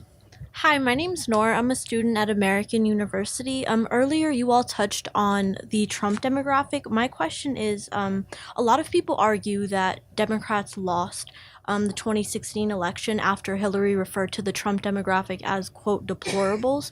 My question is, first of all, do you agree with that? Second of all, what can the Democrats do to win back that demographic, and do we need them to win 2020? Well, we should not leave any voter behind, and I would hope that we would continue to reach out to those voters, whether they live in Ohio, Wisconsin, Michigan. September 9th, I was there when she said that word, and I remember the context. And my feeling at that moment was, they're going to take that out of context. They're going to, the same way they took that about Obama when they said clinging to your guns. Because we live in a culturally sensitive society. And I don't think she meant it in a demeaning way, but yet, as you can imagine, the way it was played out. No, I don't think that was the cause of the loss. I think by October 28th, when Mr. Comey put out that nailed the coffin shut. I said it, and I'll say it again. It was a day in which it felt like a 16-wheeler or 18-wheeler hit the campaign. And it took us days to regain our rhythm.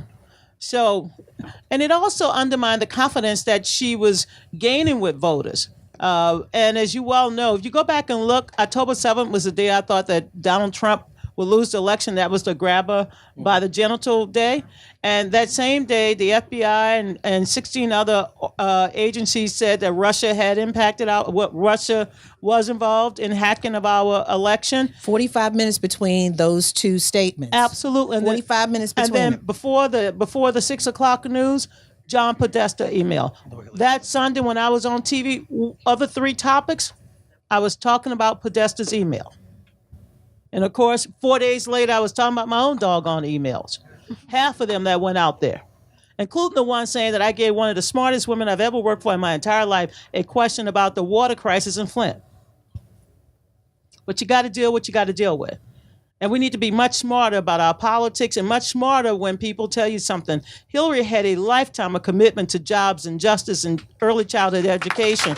People forgot the fact that she was a champion long before she married Bill, and I like Bill, but before she met Bill, she was a woman in her own right. And she had been a United States Senator and a Secretary of State, and yet when it came to talking about issues, they wanted her to talk about what he did. That's true. And not what she accomplished. So we gotta be smart about that in 2020. And let me tell you, I know Elizabeth, I know Amy, I know Kamala, I know Tulsi, I know all of the women, and a whole bunch of men who are running. And Kirsten, yeah. See what I mean? I'm missing them already. I gotta write them down.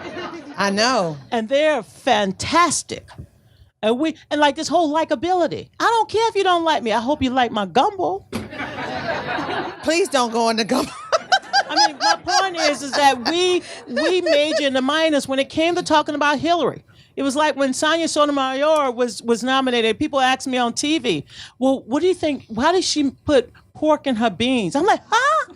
But you know what, Donna, you've hit on something really, really important.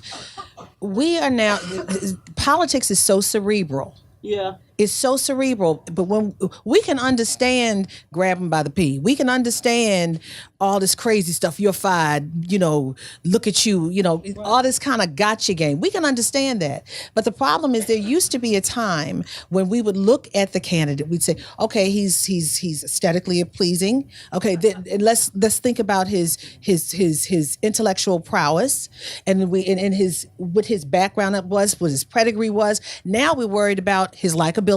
Does he make me laugh? Does he entertain me? No, do I want to have a beer with him? Hell no, I want to have a beer with a man unless he's watching the Saints. The Saints won. I know. All right. Moving on, but thank you. I hope we answered your question. Thank you. Next question. Thank you. When the Saints go marching in. Yes, sir. Hi, my name is Greg Grant. I'm from Houston, Texas. I'm a transportation planner. I got my master's in community and regional planning from the University of Texas at Austin. I wrote my professional report / thesis on the impacts of the development of light rail stations in low-income communities. And I took a look at how it impacts those people and how they're pushed out of those communities. A lot of the best practices I looked at that were sort of ways to try to combat these issues were kind of band-aids. And I wanted to look at the, underlying issues, which have been kind of cooked into the Constitution and the systemic oppression and economics. So I wanted to look and see if there was any policy that had been passed to, help Black low-income people try to come out of this economic disparity. I found H.R. 40 by Congressman John Conyers, first introduced in 1989, and the title of it is the Commission to Study Reparation Proposals for African Americans Act.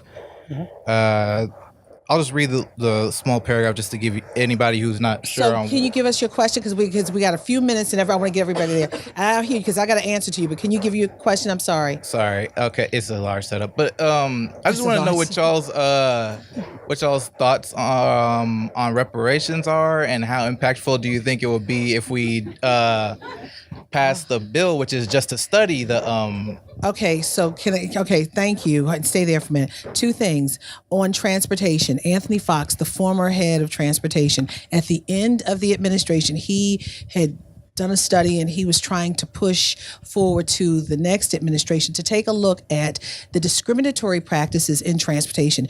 He explained that the interstate system and the beltway system was meant to keep one side in and the other side out. Mm-hmm. And it started from there, with that transportation. So one side is inside, one side is out, to keep the twain should not meet. So that begets all the other, the light rail, the bus system. And that a short answer to that. My first book, I tackled the issue of reparations as a healing. a possible healing, asking people. And Donna will tell you, from the time I started at the White House, when the race initiative happened with Bill Clinton, oh my God, everybody was saying, that's the girl who's always asking for, Mr. President, will you apologize for slavery? And but it's real. When he started that race initiative issue, people were thinking about, okay, if you're talking about race and healing, there's this black-white dynamic that has to be healed, and also the Native American dynamic that really wasn't on the table like it should have been. But when it came to the black-white issue, will there be an apology for slavery? There were some blacks that were for, some blacks that were against it. He was listening to a cross-section of black people, and they never apologized. You know why? And this is the truth. It never came to that formal, okay, we're going to apologize or not. You know, one of the main reasons why, because if you say I'm sorry, then you have to come out with some kind of healing, and that is reparations. How do you determine reparations now in, was it 1997, 98. What is it's not 40 acres and a mule, and 40 acres and a mule now would equate to a house in Potomac and a Land Rover. So, and then you get into the question, who actually is black now? And all of that was, yes, I am African American, period, end of story. And if I do, 22 and 23 in me, okay, fine, but I'm African American. So, I mean, I'm 5 generations removed from the last known slave in my family, sold on the auction block in Fayetteville, North Carolina. His name was Joseph Dollar Brown.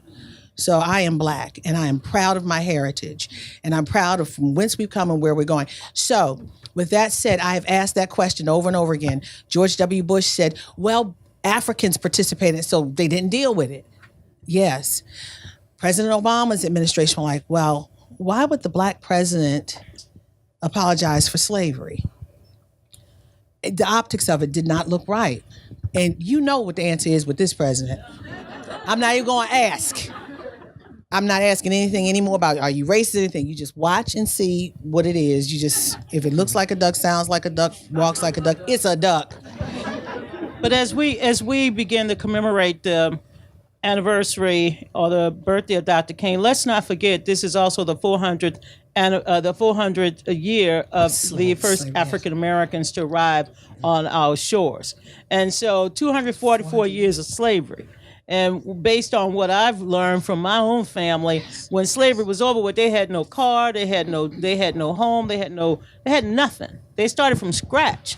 From 1863 to 1964, getting public accommodations, you had a whole nother struggle with Jim Crow. And then from 1964, 65 forward. We're not that far from where we started. And yet we're still having this conversation. I've always believed that we needed something like they had in South Africa, where we talk about reconciliation, where we're able to put this stuff on the table. Look, I'm more like James Brown. I don't want nobody to give me nothing. Just open the door, I get it myself. But I don't want nobody to hold me back. I'm not going back. Right. I'm not going back. I was in the Catholic Church last week, first Sunday. And I almost cried because my church is now asking us to forgive them. When I started in the Catholic Church, I'm from Louisiana, so y'all know the story. When I started in church, I had to sit in the back because I was black. Now I can sit anywhere I want. And this church is now apologizing. So the church needs some reconciliation now. We need it in our country. We don't have it. We can't talk as Americans about our shared experiences. No, we can't. Because we don't have a path. So we have to create those spaces in our community. And that's why I appreciate what Politics and Prose is doing every year. Yes. Because at least we can talk about it here in the District of Columbia. I hope we answered your question. You want to? Really briefly, I would suggest reading the book, The Color of Law, that came out a year or two ago by Richard Rothstein. That talks specifically about the way that both the federal government through public housing as well as local city and municipal governments systematically enforced and codified racial segregation, and that racial residential segregation is upstream to the racial disparities we now see in transportation and access, right? And that's where a lot of that is rooted.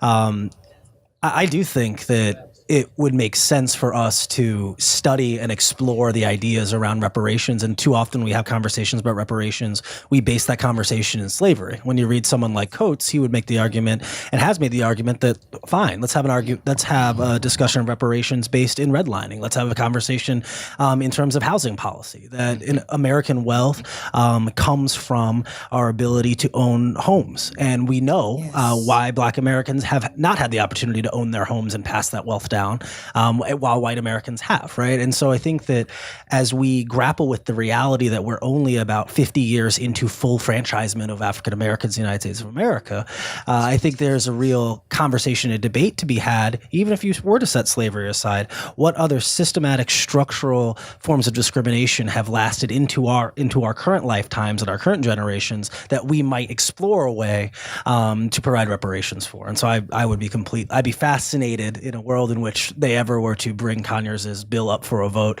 much less, begin studying it, what they might come up with. Thank you. Thanks. You got more than what you bargained for.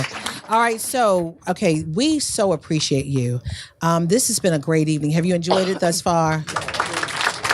So here's what we're going to do. Because the time is drawing near for us to wrap this up, I'm going to ask everyone in line to offer their question, and we're going to answer them. Just offer your question. We'll write them down and answer them. Then we're going to wrap up, and you can have your book signed and what have you. We are so thankful for Politics and Prose tonight. Oh, we're so thankful for Brad and Lissa, and thankful for all of you for coming out tonight. Yes, ma'am. Your question. Concerning polarization, do you think that there's something wrong with Congress, or do you think it's flawed by design? Thank you. Yes, sir. Hello. And this is an author as well. Yes. My name is James Morant, and I am a fossil. I am a child of the 40s, 50s, 60s, 70s, and 80s, and 90s, and 2000s. So I've seen things go from overt to covert to overt with respect to racism. My question is, can you address the issue related to, or issues related to, white fragility? And what I mean by that is, I heard Ms. Brazil talk about the fact that we need to have conversations. I can't have a conversation if I have to make you feel comfortable about what I'm asking or what I'm conveying to you. So I'd like each one of you to address the issue of white fragility. Thank you very much. Thank you. And be fearless, April. Thank you, Mr. Morant. Thank you. Yes, sir. All right, quick question. David Atkinson. My question is about positive race-based policies. How can people propose and frame race-based policies to deal with past injustices without and deal with the accusation of you're just playing identity politics and you're just playing, doing a show or something like that? Thank you. Thank you. Hey, hi, you guys are great. I'm Les Henderson. I wanted to ask you guys about the racial issues within the Democratic Party. Because now a lot of us as Black people are going to the Green Party and going to other parties because we see the bullshit for what it is. You guys are great. Donna, I grew up watching you on TV, but what is your honest opinion about that? Okay, we're going to. Do you feel like the white folks led you out, kind of left you hanging out to dry when everything happened? And what do you do? What do you guys think about us moving forward? What do you think about what do you think about the Democratic Party and the state of the actual Democratic Party right now? Thank you so much. Thank you so much. All right, Donna, you got a lot to chew on right there as you nod. I'm proud to be a Democrat.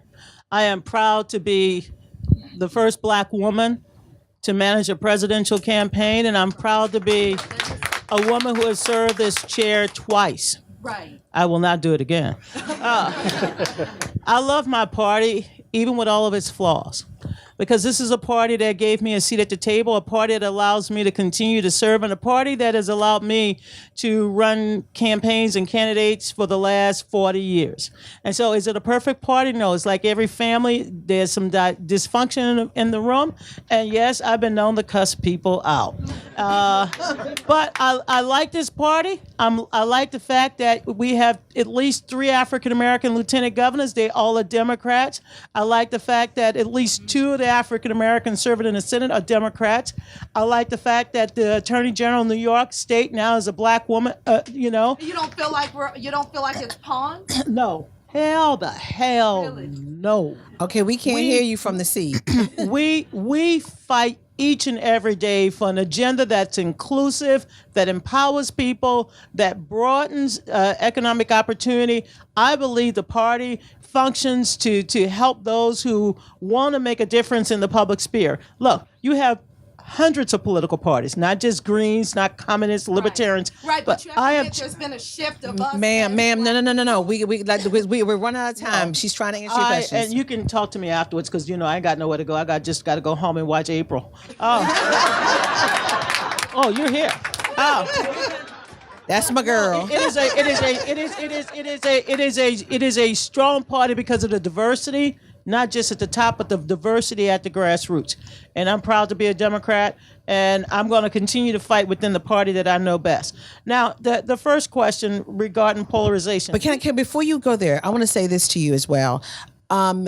This is not just about party. I remember, and I'm going to say this, there is a thing called coming together. I remember during the Bush years, Donna, and I'm going to say it, Donna used to have dinner and lunch and what have you with Karl Rove. There used to be a time when both parties would come together just to talk, to try to figure it out. So I'm putting that on the table because she wouldn't say it. And there used to be a time when, people would think that I would be able to talk to both sides. Now, I have a lot of good Democratic sources and Republican sources. Not as many Republican sources as I used to, but they're real good Republican sources. But it used to be a time that people could come together. This town is now polarized. Friends are not friends anymore. Family members are fighting with each other now. It's crazy. But there was a time, it's not just about, I think both parties have to work on fixing their house because the foundation has cracks in it in both parties. So, but there was a time when both parties could come together at some time and just talk it out. And now it's very hard now. It's walled off. I remember when I used to go over to the White House after Hurricane Katrina, and I would sit down with George Bush and say, look, I didn't vote for you. And I don't want nothing to do with you, but I need help. We need to rebuild the schools, rebuild the hospitals. And George Bush, to his credit, George W. Bush, he listened to me.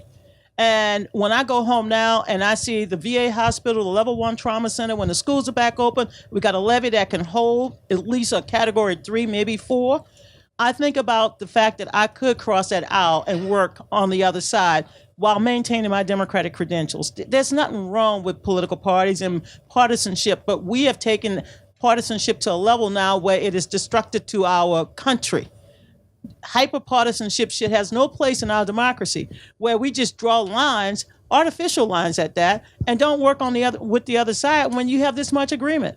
I can go chapter and verse on days after days when Eleanor Holmes thought with no vote would get more things done for the District of Columbia than people would have voted. And I'll say this, while the government has been shut down, we, District of Columbia taxpayers, we've been picking up the trash on the mall. We've been doing the snow, providing more police services. Police services at the White House. And the best one is that we have kept their water on. Hello. All right. If that doesn't give us statehood, what the hell should give us statehood? No, this partisanship, the gerrymander of our political system needs to be outlawed. That's why I support what Eric Holder is doing. I don't know if he's going to be a candidate, but Eric Holder is addressing this dysfunction in our system. And I can also talk about the influence of money in politics. I can go chapter and verse. We'll talk later, but I'm a Democrat, girlfriend. Okay. All right. Now, the polarization, is there something wrong with Congress or is it by design? It's gerrymandering. It's simple. We create districts. I mean, we can represent the same city, but on my side of the track is where all the Democrats, on your side of the track is where all the Republicans. And we might have the same media market, and yet I can't tell my reporter that I'm talking to you, because that will cause me trouble with my side of the tracks. We got to fix this in American politics. We don't need these supermajority districts where we are compacted with Democrats or Republicans, and yet we're afraid of a primary and we don't get nothing done. It's just stupid. All right, Wes, white fragility. Sure. So really quickly on the construction of Congress, I mean, there's a conversation happening now, and I think it's a fascinating conversation about whether or not the current structure of our legislature serves our democracy, right? Whether it makes sense for the state of Wyoming to have 2 votes on Brett Kavanaugh when the District of Columbia has no votes but 100,000 more people, right? Much less Puerto Rico with millions more people, and so there is a so again, I do think there is a big seismic conversation happening about our representative democracy right now, and how this works and what it looks like and what it should look like, because we operate in a system currently doesn't mean we always have to operate within that system, right? The system can change. And I think sometimes in our politics, we're biased towards what's happening in the moment we are in, and the way the rules work currently. But very often change happens by changing the rules. In terms of white fragility, and it gets to the conversation we were having earlier about reparations and exploration, and about the conversations we like to have about race. I think two of the chief difficulties we have in this conversation are, one, we don't share a shared vocabulary around these issues, but two, that we don't have a shared understanding of our own history, right? We've had a debate about Confederate monuments now going on for years, and many of our fellow citizens don't have a genuine factual grasp of what the Civil War was about. So how are we going to debate whether or not General Kelly, right? How are we going to debate whether or not there should be a statue of Robert E. Lee when we can't agree on the virtues or villainous nature of Robert E. Lee, right? That without that shared set of facts and that shared historical understanding, it's impossible for us to have these conversations, right?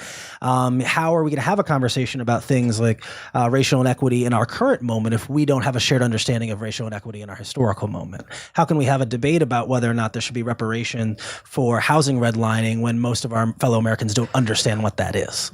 And so I think that there is a massive educational component that has to happen, because there is an ignorance among us broadly about our own history, and that ignorance is what allows us to continue having these types of disagreements. It's remarkable in the space that I work in and have worked in and have been working in, how I would hear from readers, and very often white readers, subscribers to the Washington Post, and it would be some of my regulars, so they would be mad at me about every single police shooting. Well, why are you saying this guy didn't deserve it? Don't you see this, or don't you know about that? And without a doubt, on shooting 5 or shooting 6, they would go, well, you were wrong about every single one, but that guy, I saw the video, they shouldn't have killed him.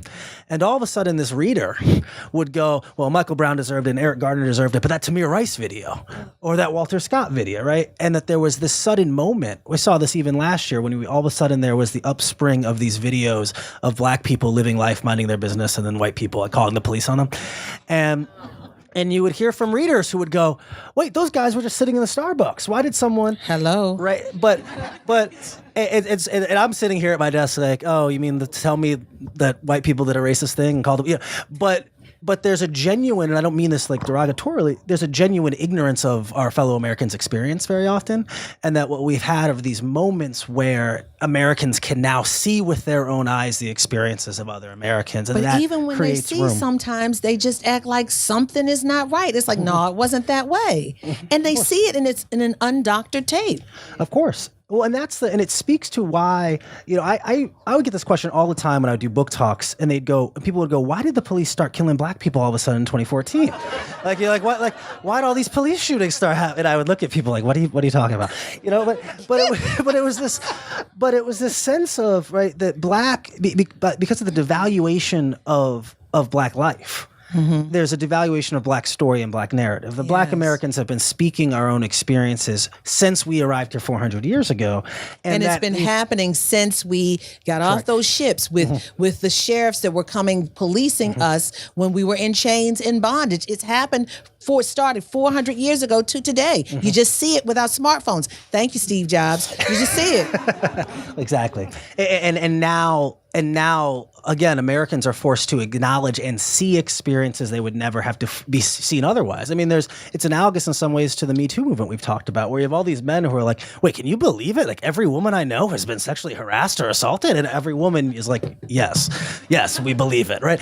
But it speaks to how often we are so ill-equipped to imagine that the world is different for other people than it is for us, and therefore to look out and care for, and much less make policy to treat other people. And so I think that's something that in this moment, and it speaks to loop all the questions together, it speaks to one of the challenges of the Democratic Party as well. The reality in our two-party system is that you have one party that is remarkably diverse and another party that is not. And again, I don't mean that derogatorily towards the Republicans. The reality is the Republicans are, at this point, an ethnically white party, and the Democratic Party is remarkably ethnically diverse. Well, a diverse, complicated family is going to be a much more difficult family, right?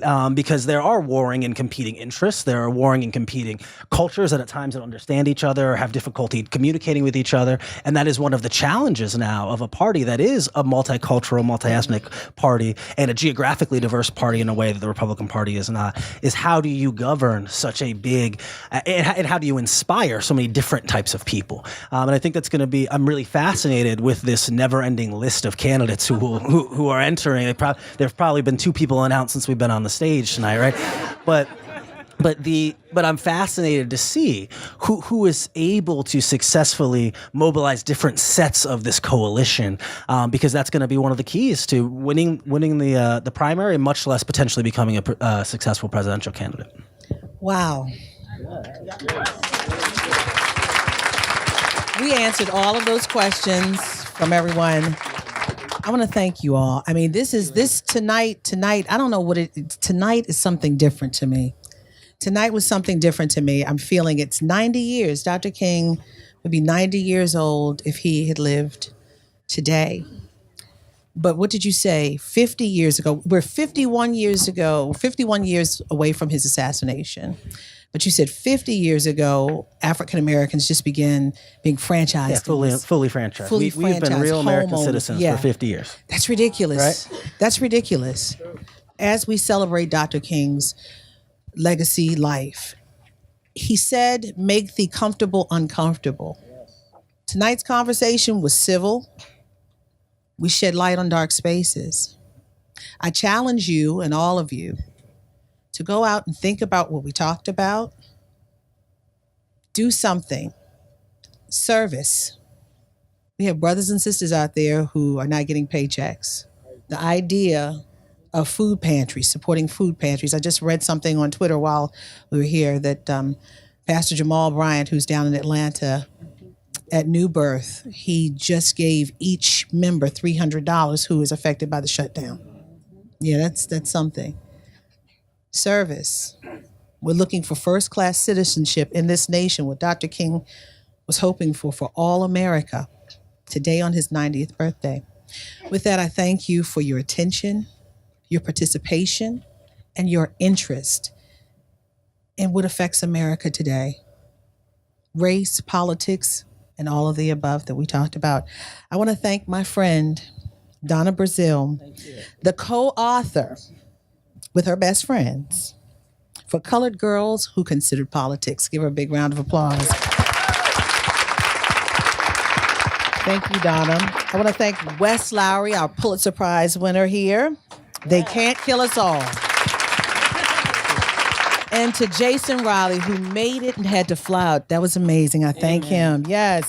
False Black Power. And I'm April Ryan for our 7th installment with Politics and Prose with the Race in America series. My latest book is Under Fire, reporting on the front lines of the Trump White House. If you don't believe it, you can see it every day. Anyway, thank you so much. We so appreciate you. Look for the next installment. And get your book signed and come down front. We're going to change this whole space out. Donna's going to sign, Wes is going to sign, and I'm going to sign. And we also have some pre-signed books from Jason Raleigh. Thank you so much. Thank you Once all. again, God thank you. bless you. Thank you for coming.